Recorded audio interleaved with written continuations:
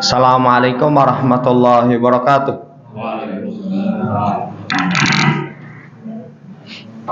Innal hamdalillah nahmaduhu wa nasta'inuhu wa nastaghfiruh wa na'udzu billahi min sururi anfusina was sayyiati a'malina.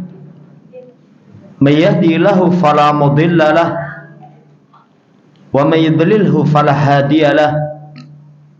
Wa asyhadu an la ilaha illallah wahdahu la syarikalah wa asyhadu anna Muhammadan abduhu wa rasuluh. Allahumma shalli ala Muhammad wa ala ali Muhammad. Allahumma anfa'na bima 'allamtana wa 'allimna ma yanfa'una wa zidna ilma. Ma'asyiral muslimin rahimani wa rahimakumullah. Alhamdulillah, sekalian kita bersyukur kehadirat Allah Subhanahu wa ta'ala dengan nikmat dan anugerah yang Allah berikan kepada kita. Sekalian kita masih bisa berkumpul melaksanakan kewajiban sholat subuh secara berjamaah, dilanjutkan mengkaji, mendalami agama kita, dinul Islam. Salawat dan salam semoga terus senantiasa tercurah kepada junjungan Nabi kita Muhammad sallallahu alaihi wasallam, keluarganya, para sahabat, dan kepada segenap kaum muslimin yang menjadikan beliau sebagai panutan dalam mengarungi kehidupan dunia hingga datangnya yaumul qiyamah. Ma'asyiral muslimin rahimani wa rahimakumullah. Hari-hari ini kita telah masuk pada bulan-bulan mulia Dzulqa'dah, sebentar lagi nanti masuk bulan Dzulhijjah, kemudian dilanjut dengan Muharram. Jamaah hormati, dari sekian amalan yang disyariatkan pada bulan Dzulhijjah adalah syariat menyembelih. Dan ternyata syariat menyembelih itu syariat yang sangat indah, syariat yang sangat agung. Sampai nanti para ulama bawakan ayat dan hadis yang menjelaskan tentang keindahan syariat menyembelih, keagungan syariat menyembelih. Yang pertama disebutkan di surat Al-Hajj ayat yang ke-32. Syariat menyembelih itu keindahannya termasuk pengagungan syiar Allah Subhanahu wa ta'ala. Kata Allah Subhanahu wa ta'ala, dzalika wa may yu'azzim sya'airallah fa innaha min taqwal qulub. Yang demikian itu, siapa yang mengagungkan syiar-syiar Allah, maka itu termasuk ketakwaan hati.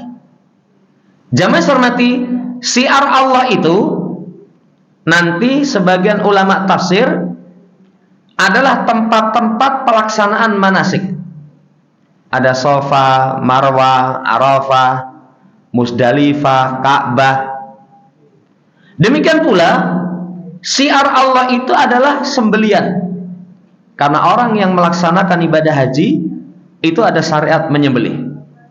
Yang tidak melaksanakan ibadah haji ada syariat udhiyah, sama menyembelih.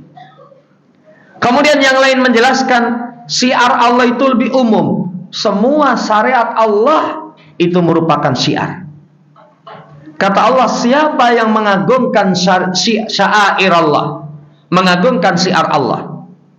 Mengagungkan syiar Allah itu al-qiyamu biha wa takmiluha ala akmala ma yaqdiru alaihi al-abdu istihsanuha istismanuha. Mengagungkan syiar Allah itu melaksanakan syiar. Dilaksanakan dengan sesempurna apa yang dia mampu, diperbagus, digemukkan.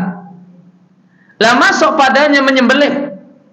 Mengagungkan syiar Allah itu, kata penafsiran para ulama terdahulu, istihsanuha, istismanuha. Diperbagus, kemudian digemukkan. Makanya kalau menyembelih, pilih sembelian yang jantan, gemuk, bertanduk sempurna misalkan. Kalau orang mengatakan jelegereke gagah, usianya sudah masuk, demikian pula gemuk. Saudara yang saya hormati, memperbagus sembelian itu termasuk mengagungkan syiar Allah. Apalagi kalau dia lakukan jauh-jauh hari sudah membeli, istismanuha, digemukkan. 1 bulan sebelumnya sudah beli, dia pelihara, digemukkan. Itu mengagungkan syiar Allah. Walaupun nanti ada konsekuensi hukum. Kalau misalkan 1 bulan sebelumnya kita beli, sudah kita azamkan untuk dipakai berkorban, ternyata hilang karena keteledoran kita harus ganti. Sapi misalkan dicencang di tiang listrik pinggir jalan, Raden Gatotkaca lewat, saut mabur. Saudara yang saya hormati, kalau kelalaian dia wajib ganti. Tapi kalau misalkan sudah dia simpan di tempat yang aman, sudah ada penjagaan, ternyata hilang, maka nanti dimaafkan. Demikian pula ketika misalkan saudara yang saya hormati, dia sudah azamkan, dia sembelih 1 bulan sebelumnya, beli misalkan sapi harga 20 juta, sasi diopeni tambah lemu, ada orang, ini saya selawe wani saya ini, wah cucuk ini, dol selawe nanti tukoknya 20, bati 5 juta, nggak diperbolehkan. Karena sudah diazamkan untuk disembelih. Saudara yang saya hormati, itu mengagungkan syiar Allah Subhanahu wa taala. Nah, ketika seseorang itu mengagungkan syiar Allah, ta'dimu sya'airillah sadirun min taqwal qulub. Kata Syekh Abdul Rahman As-Sa'di, pengagungan syiar Allah itu muncul dari ketakwaan hati. Makanya ditutup ayatnya, fa innaha min taqwal qulub. Sesungguhnya pengagungan syiar Allah itu termasuk ketakwaan hati. Artinya seiring dengan kuatnya takwa seseorang, semua syiar agama dia akan agungkan. Nggak akan dia pandang remeh satu perkara agama, karena semua perkara agama agung. Itu seiring dengan ketakwaan hati. Makanya dalam Islam, para ulama membahas tentang pembatal-pembatal Islam. Termasuk pembatal yang dilakukan sendaguro atau serius, hukumnya sama. Memperolok. Al-istihza. Memperolok itu bisa membatalkan agama seseorang, sendaguro maupun main-main. Kenapa kok bisa seperti itu? Karena iman menuntut pengagungan. Kekafiran, kemunafikan memunculkan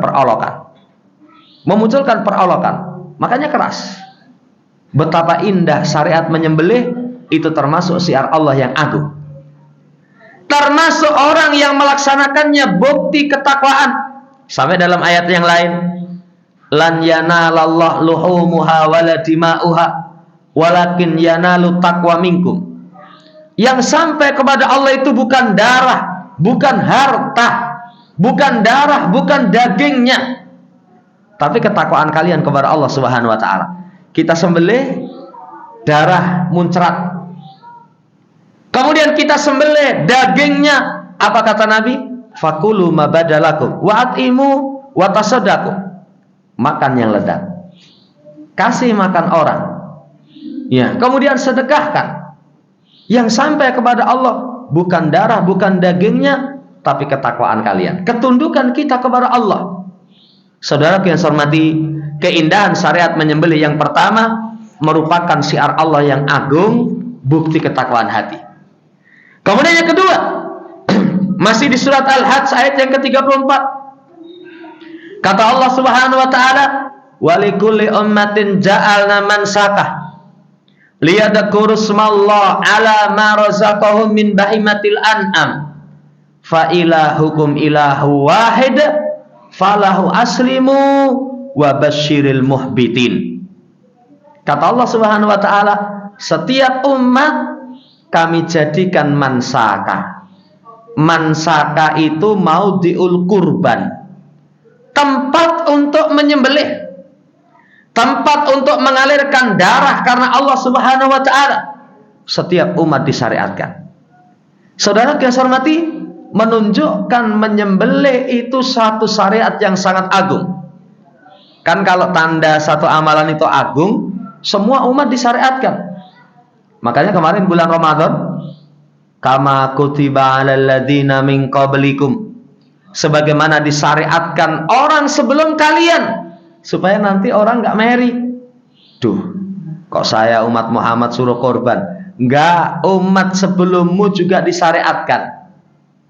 Kemudian yang kedua, para ulama menjelaskan supaya orang itu fastabiqu ilal khairat, saling berlomba mendapatkan kebaikan.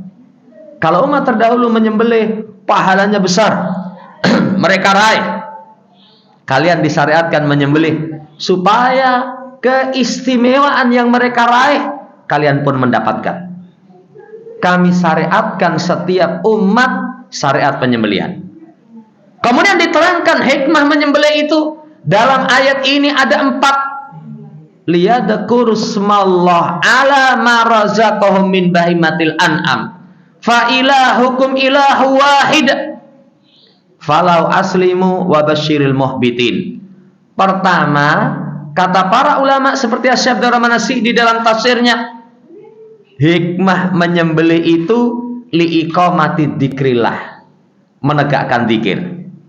Makanya ketika kita menyembelih, bacaan yang kita baca bismillah wallahu akbar.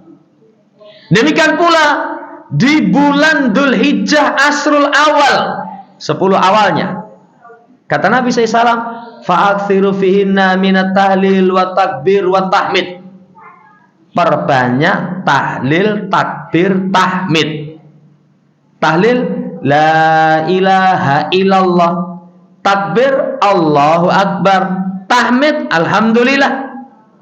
Sebagian ulama membahasakan, kalau mungkin bahasa kita takbiran, Allahu akbar, Allahu akbar, la ilaha illallah, wallahu akbar, Allahu akbar walillahil hamd, Allahu akbar, la ilaha illallah walillahil hamd. Alhamdulillah, menegakkan zikir. Saudara yang saya hormati, apalagi takbiran di bulan Dzulhijjah 13 hari. Nanti ada istilah para ulama takbir mutlak. Takbir mutlak itu mulai tanggal 1 sampai Fajar Arafah, kapanpun dimanapun. Tapi jangan dipraktekkan nanti neng masjid nganggo pengeras suara. Wah, iki ngajine neng endi to iki? Iya, takbir mutlak itu dimanapun. Kemudian mulai 9 hari Arafah, Fajar hari Arafah, 9, 10, 11, 12, 13, 5 hari. Saudara yang saya hormati, menunjukkan betapa agung menyembelih itu disyariatkan padanya penyebutan nama Allah Subhanahu wa taala, penegak zikir. Dan zikir ini berkaitan dengan hati kita, kebutuhan hati kepada zikir. Sampai ulama membahasakan seperti Syekhul Islam Ibnu Taimiyah, lebih butuh dibandingkan dengan butuhnya ikan kepada air. Kalau ikan dari air mati, walaupun pelihara ikan, wah ini ikan toman, ini ikan misalkan arwana, bagus, coba pisahkan dari air sehari 2 hari, apa meneh dicedakne bimoli, digecekne bawang, mati itu. Saudara yang saya hormati, mati. Hati kita sangat butuh kepada zikir. Agungnya syariat menyembelih itu dalam rangka untuk menegakkan zikir. Kemudian yang kedua, hikmahnya itu ala ma razaqahum min bahimatil an'am, atas apa yang Allah rizkikan kepada kalian dari binatang ternak. Yang disembelih binatang ternak. Binatang ternak itu onta, sapi, kambing. Onta nanti jenisnya banyak. Sapi itu pun masuk para ulama, kerbau jenis sapi, bahkan banteng itu juga termasuk jenis sapi. Tapi bukan banteng yang mulut putih, gambar itu. Gambar nggak bisa disembelih. Banteng. kambing jenisnya sangat banyak. Tapi ketika Allah supaya kalian sebut nama Allah atas apa yang Allah rizkikan kepada kalian dari binatang ternak. Kedua, ternyata menyembelih itu liiqamati syukrillah, menegakkan syukur. Menyembelih itu menegakkan syukur. Kapan seseorang dikatakan bersyukur kepada Allah? Ketika nikmat dia sambut dengan 5. Memuji sang pencipta. Kemudian yang kedua, meyakini kenikmatan itu datang dari sisi Allah. Yang ketiga, dipakai taat. Yang keempat, tidak dipakai maksiat. Yang kelima, cinta kepada Allah Subhanahu wa taala. Kapan 5 ini bersama dengan kita? Kita minasyakirin, termasuk orang yang bersyukur. Coba saudara yang saya hormati, tengok tatkala seseorang itu menyembelih, apa yang dia baca? Bismillah wallahu akbar. Inna hadza minka walaka. Allah mataqabbal minni. Ya Allah, ini darimu. Keyakinan kenikmatan yang dia rasakan, kenikmatan binatang ternak yang hendak dia sembelih, itu diyakini dalam hati, inna hadza minka. Ya Allah, ini darimu. Itu syukur. Makanya bedanya Qarun dengan Nabiullah Sulaiman. Kalau Qarun ketika mendapatkan nikmat, innama utituhu ala ilmin indi, saya mendapatkan harta ini karena ilmu yang saya miliki. Menyandarkan nikmat kepada jerih payah dia sendiri. Qarun. Tapi Nabiullah Sulaiman, hadza min fadli rabbi. Ini karunia dari Tuhanku. Para nabi menuntunkan syukur, hadza min fadli rabbi. Persis dengan sembelihan kita, inna hadza minka. Kalau belajar tauhid, kita akan tahu termasuk seseorang kufur nikmat itu ya'rifuna nikmat Allah tsumma yunkirunaha. Mengetahui kenikmatan itu datang dari sisi Allah, kemudian diingkari. Diingkari itu malam hari hujan, Allah yang turunkan hujan, waktu pagi mengatakan mutirna binau'in kada wa kada. Kami diberi hujan dengan bintang ini, bintang itu. Itu kufur. Saudara yang saya hormati, penegak syukur kepada Allah, inna hadza minka walaka ya Allah. Untukmu ya Allah. Saya pakai ketaatan, taqabbal minni wa ahli. Terima dariku dan keluargaku. Pelajaran kedua, saudaraku yang saya hormati, indahnya syariat menyembelih itu sebagai tanda syukur. Padahal kalau orang ketika dia bisa menghiasi kehidupannya dengan syukur kepada Allah, kenikmatan Allah akan tambah. 1 pengen jadi 2, 2 pengen bertambah barokah, syukur. Sampai para ulama itu merangkum keutamaan syukur itu dengan 2 kata. Asyukru al-hafidhu al-jalibu. Syukur itu hafid. Syukur itu jalib. Apa maknanya? Siapa yang bersyukur, nikmat Allah akan jaga. Siapa yang bersyukur, jalib, akan menarik kenikmatan yang lain. La in syakartum la azidanakum. Kami akan tambahkan. Saudara yang saya hormati, kehidupan kita nggak lepas dari syukur kepada nikmat. Allah ridho, ditahan azab, sekian kebaikan itu Allah akan curahkan, syukur. Agungnya menyembelih, itu hikmah yang kedua, penegak syukur. Kemudian yang ketiga, dari ayat ini diambil pelajaran, agungnya menyembelih itu pentauhidan kepada Allah. Wa ilahukum ilahu wahid. Sesembahan kalian itu sesembahan yang esa. Makanya menyembelih hanya untuk Allah, menegakkan pentauhidan kepada Allah Subhanahu wa taala. Seseorang mentauhidkan Allah itu, semua bentuk ibadah hanya diberikan kepada Allah. Ini yang ketiga. Yang keempat, wa basyiril muhbitin, termasuk tanda orang yang tunduk. Menyembelih itu tanda ketundukan. Makanya tadi kita baca ayatnya, lan yanalallaha luhumuha wala dima'uha walakin yanalu taqwa minkum. Yang sampai kepada Allah bukan darah, bukan dagingnya, Tapi yang sampai kepada Allah itu ketakwaan kalian, ketundukan kita. Bahkan nanti kalau kita baca syariat menyembelih yang ada pada kisah Nabiullah Ibrahim alaihissalam, yang disembelih anak. Coba kalau misalkan syariat itu berlaku kepada kita, dua anak kon beleh coba. Wah, nggak tegel ya. Nggak tegel. Tapi perhatikan Ibrahim alaihissalam, pentauhidan kepada Allah, sempurnanya cinta kepada Allah, cinta kepada anak tidak menghalangi cintanya kepada Allah Subhanahu wa taala. Ketundukan, pentauhidan. Saudara yang saya hormati, ini keindahan yang kedua syariat menyembelih. Kemudian yang ketiga, para ulama terangkan indahnya syariat menyembelih itu merupakan seagung-agung ibadah berkaitan dengan harta. Bahkan nanti dalam ayat 1 surat Al-An'am ayat 162 kata Allah, Qul inna salati wa nusuki wa mahyaya wa mamati lillahi rabbil alamin la syarikalah wa bidzalika umirtu wa ana awwalul muslimin. Katakan Muhammad, salatku, sembelianku. Allah hanya menyebutkan dua. Muhammad ucapkan salatku, sembelianku.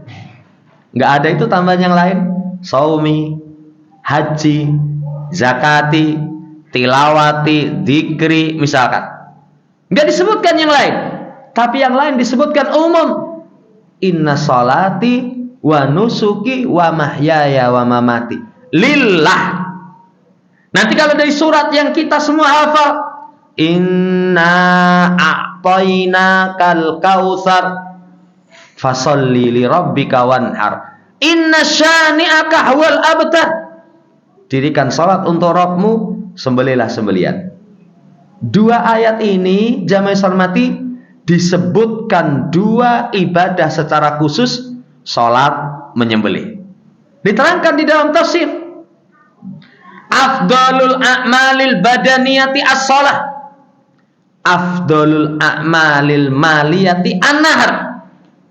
Seutama-utama ibadah badan, salat. Seutama-utama ibadah harta, menyembelih. Salat ini ibadah badan paling agung, paling istimewa. Sampai awal disyariatkan itu, coba lihat dengan yang lain. Kalau salat, Rasul dipanggil menghadap. Kalau selain salat, lewat perantara malaikat Jibril. Salat itu disyariatkan di malam yang paling istimewa bagi Rasul. Kan kalau malam paling istimewa bagi Rasul itu malam Isra Mi'raj. Bagi umatnya malam Lailatul Qadar. Jamaah hormati, disyariatkan di malam paling istimewa. Disyariatkan di satu tempat paling tinggi yang bisa dijangkau oleh para nabi. Nabi kita Muhammad sallallahu alaihi wasallam disyariatkan sehari semalam itu 50 kali. Coba syariat yang lain. Syariat haji setahun cuman sekali.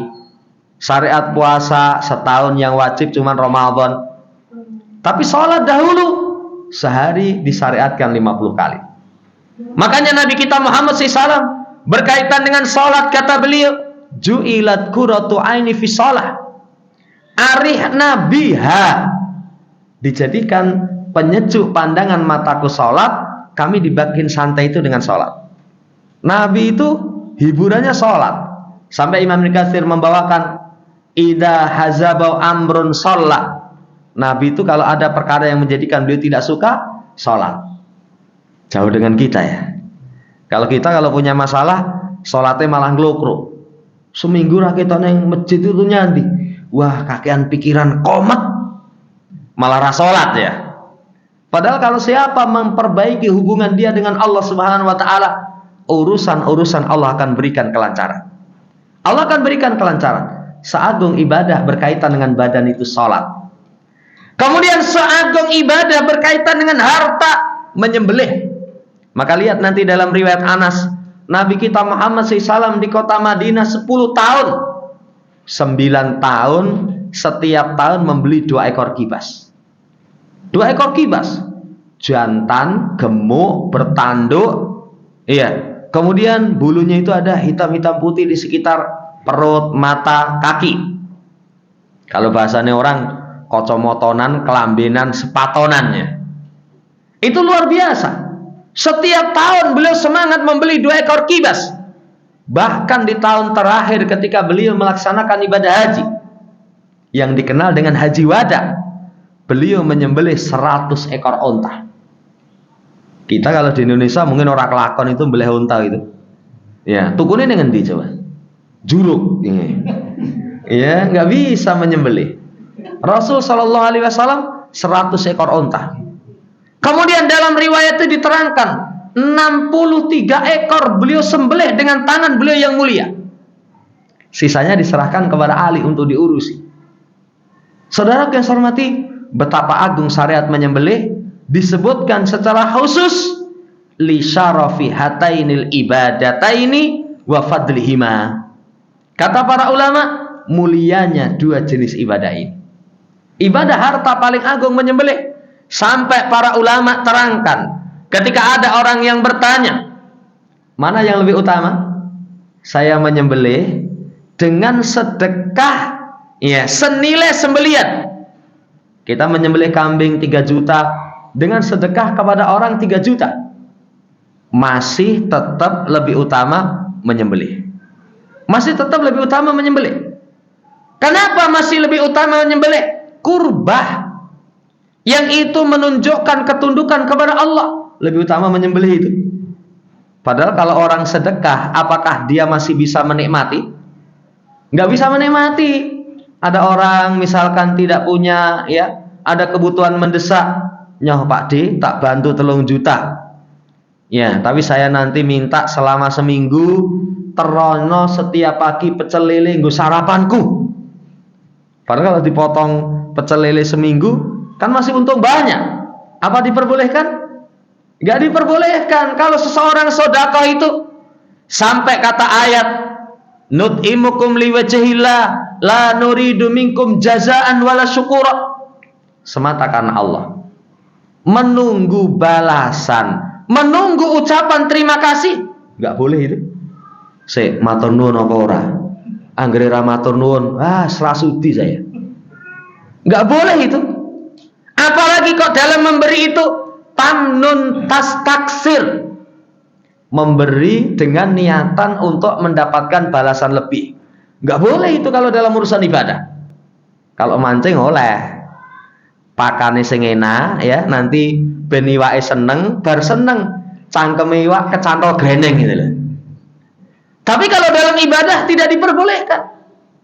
Saudara yang saya hormati, orang sedekah, kalau bahasa kita los, cul, langsung dia lepas. Tapi coba kalau menyembelih, fakulu ma badalakum, makan yang lezat. Kita masih boleh menikmati. Makanya termasuk hak orang yang berkorban, ketika dia berkorban menyerahkan misalkan kepada panitia.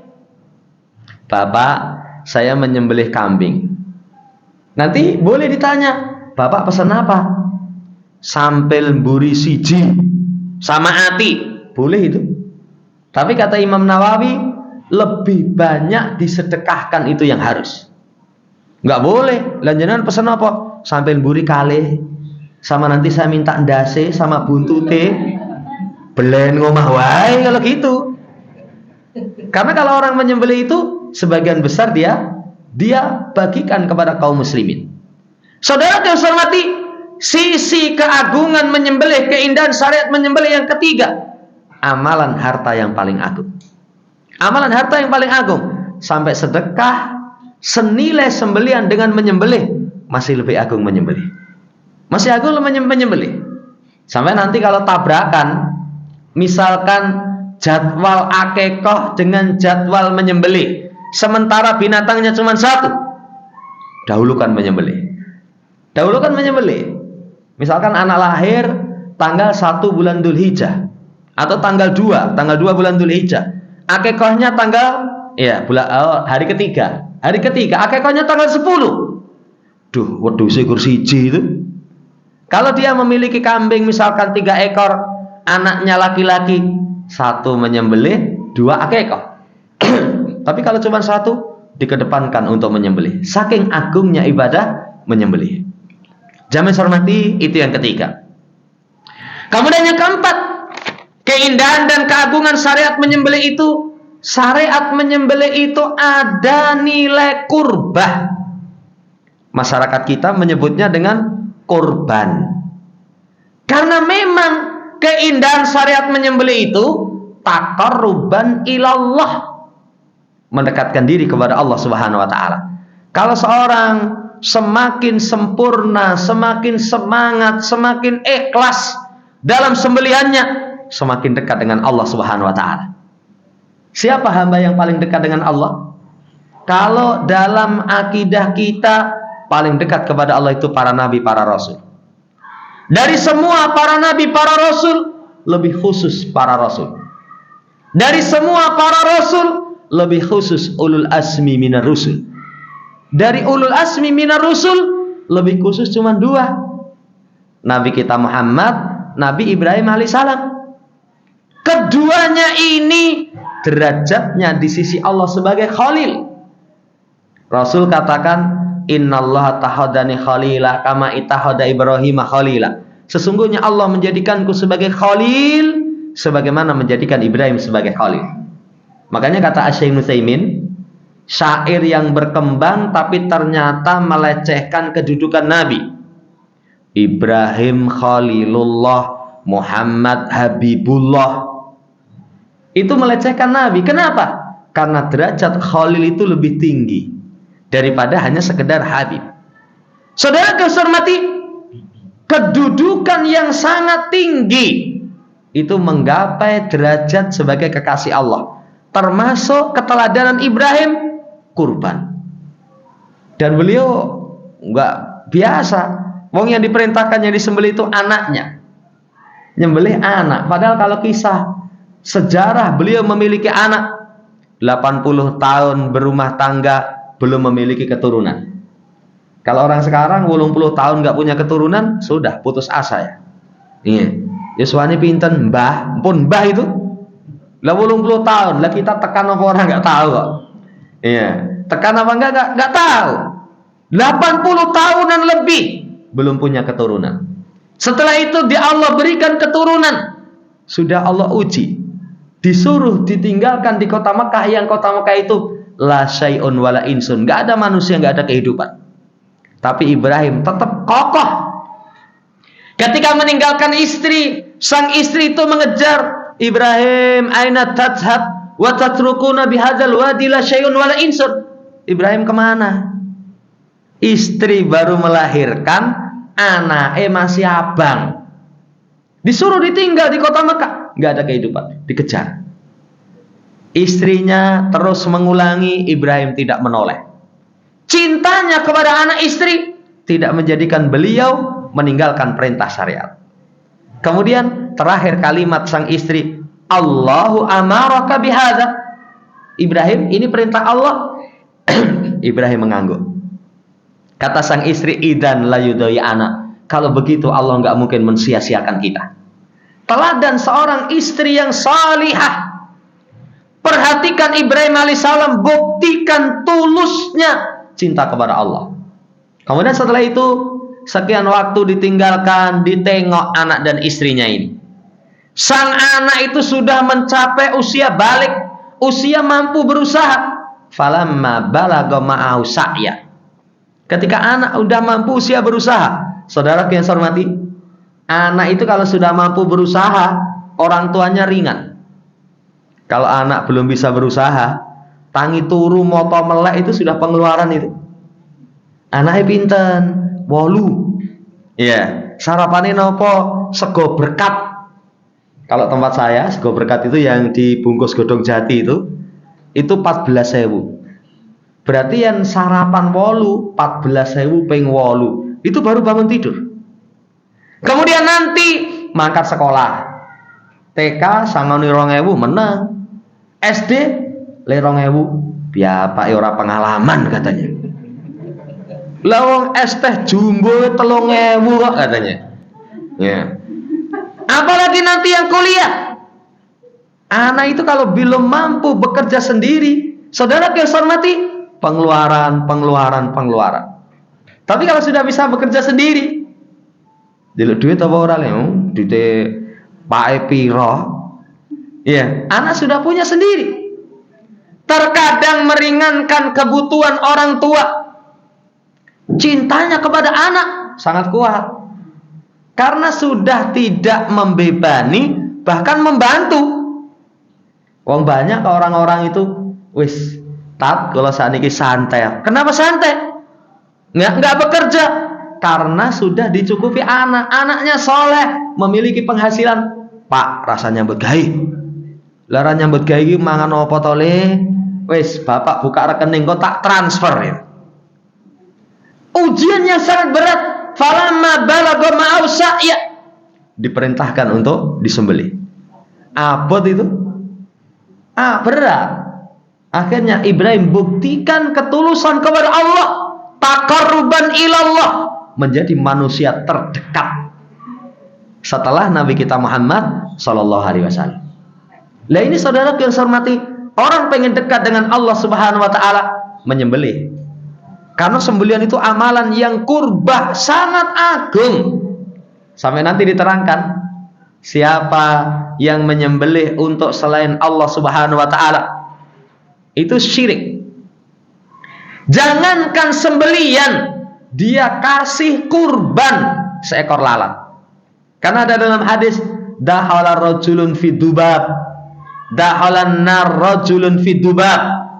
Ada seorang masuk jannah karena seekor lalat. Ada seorang masuk neraka karena seekor lalat. Kisahnya melewati satu kampung, yang kampung itu ada juru kuncinya, ada berhalanya. Setiap orang yang lewat korek, ayo kasih persembahan.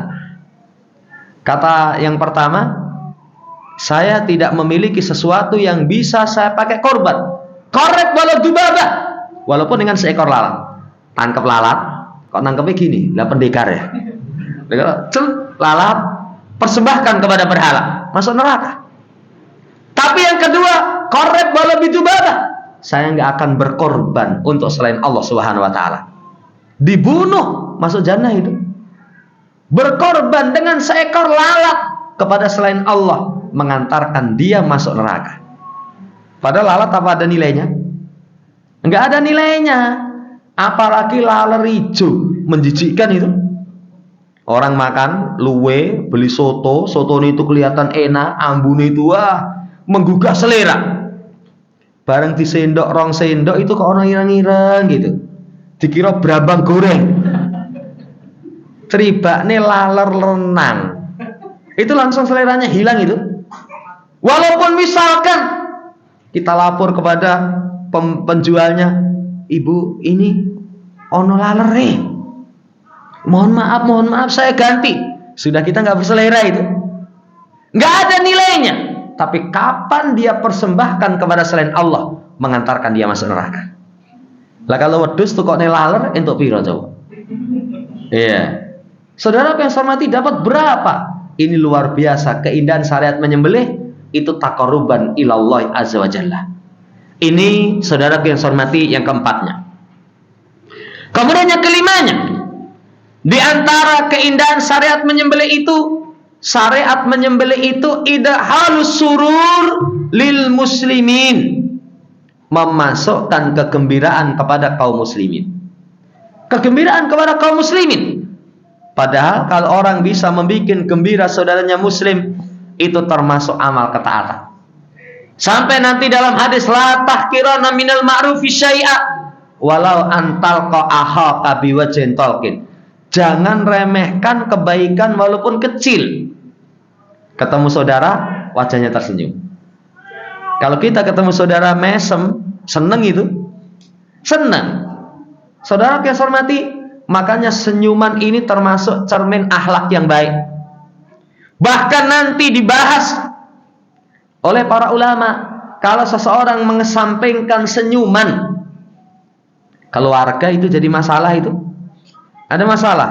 Ada seorang misalkan istri loro parah.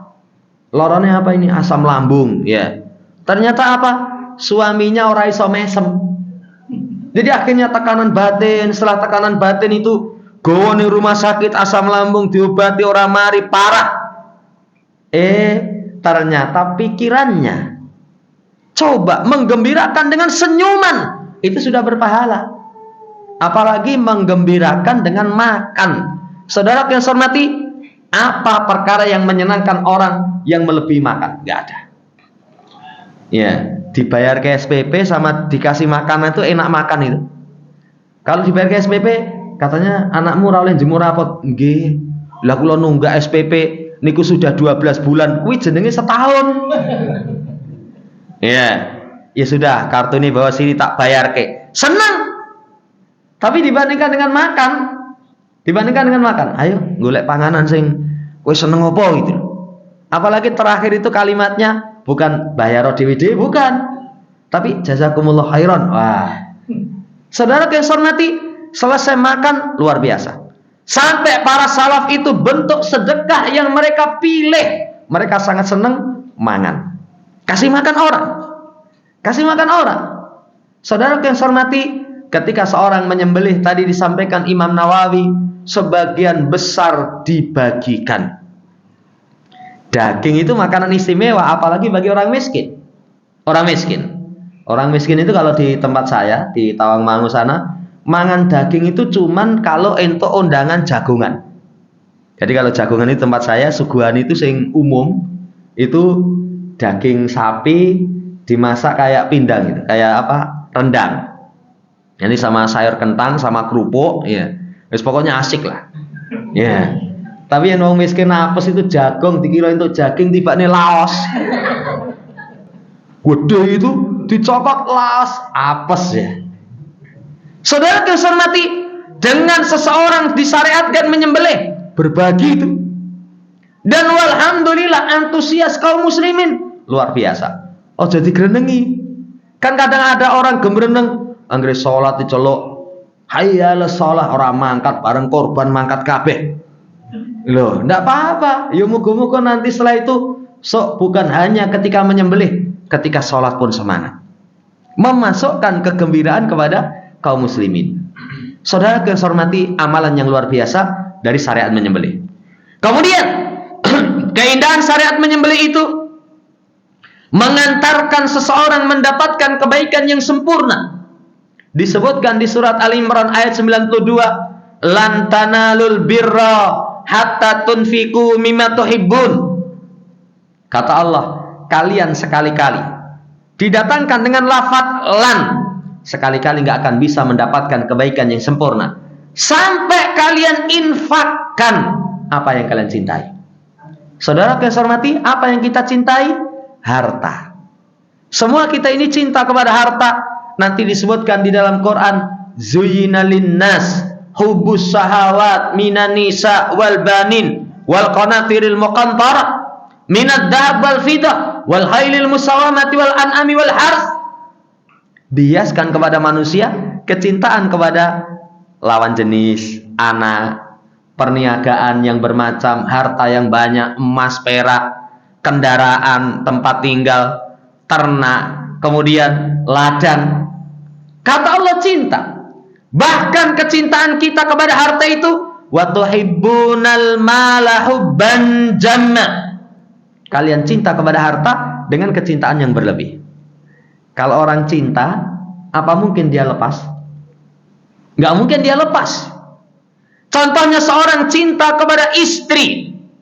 Istrinya itu disenangi sama orang. Sampai kaosnya itu ada tulisan, ya, istrimu penyemangatku. Wah, kan kurang ajar banget ya. Lawang istri orang kok jadi penyemangat dia. Dia cinta kepada istrinya. Dia tahu ada orang yang tertarik dengan istrinya. Apa mungkin? Gue seneng tenan sama bojoku. Ya wis seneng, nanti tak urusi perceraian, silahkan kamu nikahi. Nggak mungkin. Orang cinta itu dia akan pertahankan. Gue penelang karo bojoku culek sisan lah. Oh, namanya cinta kok. Kecemburuannya itu ada. Nggak mungkin dia lepas. Saudara yang saya hormati, cinta kepada harta nggak mungkin dia lepas. Kalau dia cinta kepada sesuatu dia lepas, itu mesti ada cinta yang lebih besar. Punya HP, ya, anaknya ngomong, Pak, HP ini Pak dienggo aku ya. Ketika orang tua cinta kepada anak, oh anaknya rapopo ini, usianya sudah bisa bawa HP. Ya wes le, PN. Ya misalkan, loh katanya seneng sama HP-nya bagus, aplikasinya komplit, kok diweke? Karena cinta kepada benda masih ada yang lebih tinggi cinta kepada anak. Seorang yang menyembelih, saudara yang saya hormati, cinta kepada harta, tapi cinta orang yang beriman itu kepada Allah. Yang paling tinggi, walladzina amanu asyaddu hubbalillah. Orang yang beriman itu amat sangat cintanya kepada Allah. Bukan hanya cinta, tapi asyad, amat sangat. Saking cintanya kepada Allah Subhanahu wa ta'ala, semua yang dia miliki itu tidak kalah dengan apa yang di sisi Allah Subhanahu wa ta'ala. Senantiasa dia dahulukan cinta Allah, baru bisa menggapai kebaikan yang sempurna. Kalau ada sesuatu yang kita cinta, kita keluarkan, itu menggapai kebaikan yang sempurna. Tapi kalau orang eman-eman, tuh mau beli wedhus itu berapa ya sekarang? Tanya-tanya, ya kalau biasa ya mungkin 3 juta, 2,5 lah. Iya, walaupun beberapa tahun yang lalu itu saya nyarikan orang itu kambing itu ada nilai 800.000. Iya, ning kambingnya ya jangan tanya jelek-jeleke, wong duwe semono e. Iya, ana rega ana rupa. Ana rega ana rupa. Yen rupane apik regane murah, kuwi gur wong Jawa gitu loh. Lu enggak percaya coba nikahi wanita Jawa itu. Wanita Jawa itu harus seneng itu, wah, rupane kayak tahu bulat itu. Tapi regane murah itu seneng le. Nggih, wong tuane mertuane cocok. Mahare seperangkat alat sholat tunai. Lah seperangkat alat sholat kok arep cicil yo kebangetan ya. Saudara yang saya hormati, iya. Kalau seseorang misalkan punyanya nggak sampai 1 juta, saya pernah itu carikan kan yang terpenting, yang wajib umur lemu. Walaupun mungkin gawane masjid itu, duh, wedhusmu kok separuh nih wedhus liyane. Lah harga segitu kok. Tapi saudara yang saya hormati, ketika orang punya kemampuan cuma segitu, 1.800.000 bagi orang tertentu itu sudah berat. Nih, itu saya nyelengi setahun loh mas. Nyelengi setahun, dapat segitu misalkan. Saudara yang saya hormati, itu dia akan menggapai kebaikan yang sempurna. Kenapa? Karena sesuatu yang dia cintai, dia keluarkan karena Allah Subhanahu wa ta'ala. Ini keindahan syariat menyembelih, mengantarkan seseorang menggapai kebaikan yang sempurna. Yang terakhir, saudara yang saya hormati, keindahan syariat menyembelih itu keteladanan kepada Rasul. Yang tadi sudah kita sampaikan. Saudara yang saya hormati, kata Anas radhiyallahu ta'ala anhu, Rasul sallallahu alaihi wasallam selama beliau tinggal di kota Madinah, bukan Anas. Jadi dalam riwayat Imam Tirmidzi, Imam Ahmad itu Ibnu Umar. 10 tahun beliau tinggal di kota Madinah, yudhahi kulla sanatin. Setiap tahun beliau menyembelih. Setiap tahun beliau menyembelih. Padahal beliau ketika pindah ke kota Madinah, kehidupan perekonomiannya itu bukan orang yang kaya raya. Karena beliau memang tidak suka kaya. Kalau beliau mau kaya, 1/5 rampasan perang itu milik beliau. 1 kali dapat, itu sebagian mengatakan cukup untuk hidup.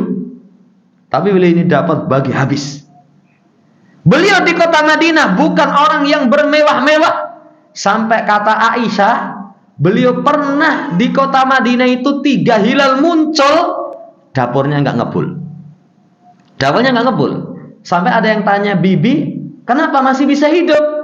Yang dimakan cuma 2 hitam, air sama korma. Air sama korma. Kadang punya tetangga dikirimi susu. 3 hilal muncul, saudara yang saya hormati, dapurnya tidak ngebul. Emang sekarang saya nggak gumun. Wah itu bukan hanya 3 hilal, ya 12 hilal muncul, orang pernah masak, GoFood terus. Nggak gumun. Kalau di masa Nabi SAW memang nggak punya biaya, nggak punya biaya. Tapi perhatikan kondisi perekonomian seperti itu. Setiap tahun beliau berkorban, menyembelih 2 ekor kibas. 2 ekor kibas yang tadi kita sampaikan di saat beliau melaksanakan haji yang terakhir, menyembelih 100 ekor onta. Nah ini teladan Nabi kita Muhammad Sallallahu Alaihi Wasallam. Kapan seseorang menteladani Nabi? Sebab masuk jannah. Kan kunci jannah itu, kullu ummati yadkhulunal jannah ila man aba. Wa man ya'ba ya Rasulullah, man ata'ani dakhalal jannah, wa man asani faqad aba. Kata Nabi SAW, semua umatku masuk jannah kecuali yang tidak mau. Siapa yang tidak mau wahai Rasul? Siapa yang taat masuk jannah, yang tidak mau, yang tidak taat itu aba an yadkhulal jannah. Dia enggak senang masuk jannah. Berarti kunci jannah itu ternyata ketaatan. Nanti ulama membahasakan kunci keselamatan, bukan hanya jannah, keselamatan mengikuti Nabi SAW. Sampai dibahasakan as-sunnah safinatun Nuh. Sunnah itu kapalnya Nabi Nuh. Siapa yang mengendarainya, pasti dia akan selamat. Pasti dia akan selamat. Keteladanan kepada Rasulullah SAW. Makanya saudaraku yang saya hormati, semampu kita, kita semangat. Jangankan sekian poin, satu saja mengantarkan kebaikan yang sempurna. Wah, sudah masya Allah itu. Menjadikan seseorang ketakwaannya dibuktikan karena mengagungkan syiar Allah, sudah luar biasa itu. Dengan itu kita tumbuh semangat. Ya wis lah, saya tahun ini tidak akan korban perasaan karena salah. Kalau korban perasaan itu berarti menyelisih fikih. Ini ngerti orang ngaji fikih ini. Korban itu min bahimatil an'am, binatang ternak. Saudara yang saya hormati, semangat untuk menyembelih semampunya. Semampunya itu, oh ternyata luar biasa indah dan agungnya. Saya niat. Wah, tapi sudah sampai hari H ternyata duit nggak kumpul. Lah mlumpui piro, Mas? Wah, saya sudah nyeleng itu mlumpui gur 300 itu. Nggak cukup. Ya wes, tukokno sunduk karo bumbu sate. Nanti kalau dibai loh. Kalau dapat pembagian. Tapi kalau misalkan dia sudah semangat, dia sudah ikhtiar, semangat disertai dengan usaha, ditulis amal. Ditulis amal. Kemudian dikumpulkan, kumpul berapa? 1.300.000. Sudah keliling. Browsing wae. Ya. Saya kalau dulu itu ada jamaah saya antar dulu itu ke daerah Bekonang. Jadi ada ya satu bapak-bapak itu ternak. Wedhus itu kalau di situ sing paling lemu itu ketok gede itu. Tapi bareng gawa mulai itu di masjid separuh nih. Ya regone itu tadi. Regone separuh dari harga yang umum. Enggak tahu jenis apa itu. Tapi sudah umur dan juga gemuk-gemuk. Dulu ada, tapi sekarang wallahu taala alam. Jamaah yang saya hormati, ini penyemangat. Mungkin ini yang bisa kita sampaikan. Semoga Allah Subhanahu wa taala berikan taufik untuk kita dipertemukan dengan bulan Dzulhijjah, kemudian mengetahui keagungan-keagungan, keistimewaan-keistimewaan, dimakmurkan dengan ketaatan, kemudian keutamaan Allah curahkan kepada kita. Allahumma amin. Kurang dan lebihnya mohon dimaafkan. Subhanakallahumma rabbana bihamdika, asyhadu an la ilaha illa anta, astaghfiruka wa atubu ilaik. Assalamualaikum warahmatullahi wabarakatuh. Waalaikumsalam.